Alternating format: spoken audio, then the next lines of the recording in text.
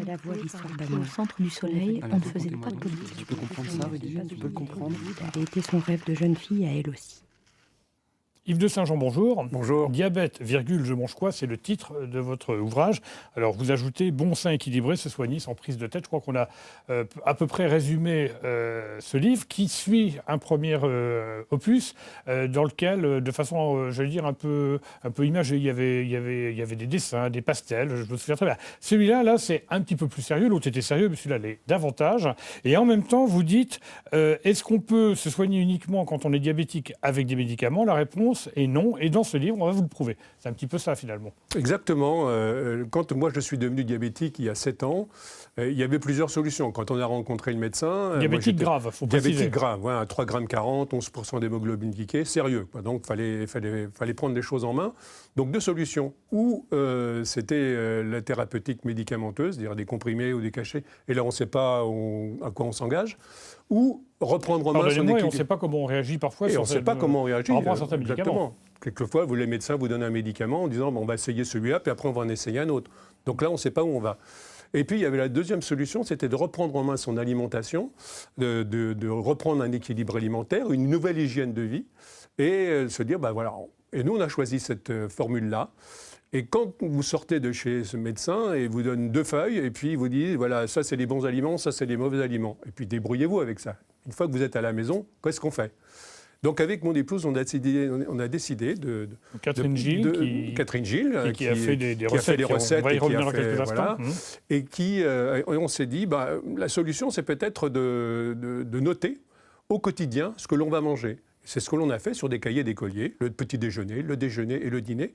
Et dans les premiers temps, ces menus étaient corrigés, ces recettes et ces menus étaient corrigés par la diététicienne qui disait... Emmanuel Chauvin, qui disait, vous avez fait une erreur à tel endroit, vous avez mal associé les aliments, entre les féculents, etc.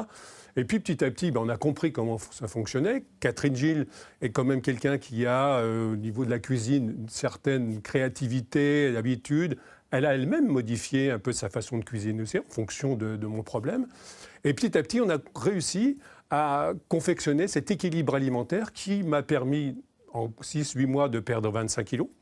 Et surtout, d'équilibrer la glycémie, c'est-à-dire de la hémoglobine glyquée. Je suis revenu dans des taux normaux d'équilibre alimentaire.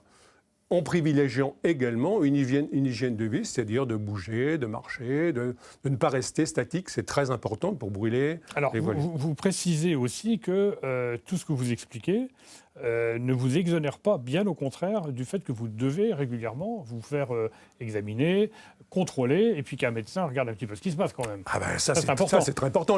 Ce livre-là n'a pas pour vocation de supprimer les rendez-vous chez le médecin ou les analyses. Tous les 3 mois, je fais des analyses de sang, tout est contrôlé, voir comment les choses peuvent évoluer. C'est une maladie évolutive, mon pancréas, comme celui de tout le monde, vieillit, donc il faut faire très attention à ce problème-là. Ce qu'il faut savoir, c'est que le diabète, c'est quand même la première raison de la cécité et de l'amputation en France. Donc c'est une maladie sournoise, il ne faut pas l'oublier. Vous expliquez dans votre ouvrage également qu'il y a beaucoup de gens qui sont diabétiques sans le savoir. Bien sûr. Parce que finalement, comme c'est une maladie, comme vous dites, insidieuse, on ne sait pas trop ce qui se passe. On ne sait pas trop ce qui se passe. Et puis, vous avez aussi des gens qui cachent leur maladie.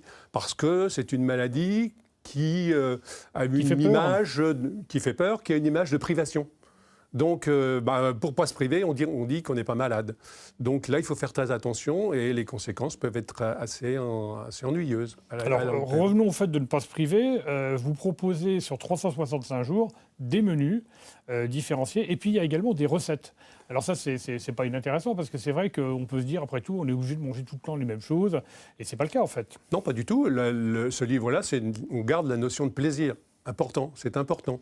Manger d'une manière raisonnable et raisonnée, mais tout en se faisant plaisir. Ça, c'est très important. Dans notre culture, en plus, la nourriture, les bons repas, ça fait partie de notre culture. Bien sûr, c'est de l'échange. D'une part, moi, je suis épicurien. Nous sommes épicuriens, donc l'envie de manger, de partager.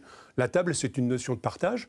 Et ce livre-là, c'est justement une notion de partage. On a voulu partager notre expérience, nos repas, notre façon de voir les choses en disant, voilà, vous pouvez manger simplement, mais vous pouvez manger bon, sain, et ça peut vous être utile, même pour ceux qui ne sont pas diabétiques. Alors, ce qui est extraordinaire, c'est que vous évoquez à un moment l'histoire du diabète et vous dites que ça remonte la connaissance de cette maladie 2000-1500 avant Jésus-Christ. Oui, c'est absolument incroyable. Donc on savait depuis longtemps qu'il y avait ce type de problème. On savait qu'il y avait ce type de problème, on ne savait pas comment, bien entendu, soigner. On appelait ça, à une certaine époque, on appelait ça la maladie de la soif.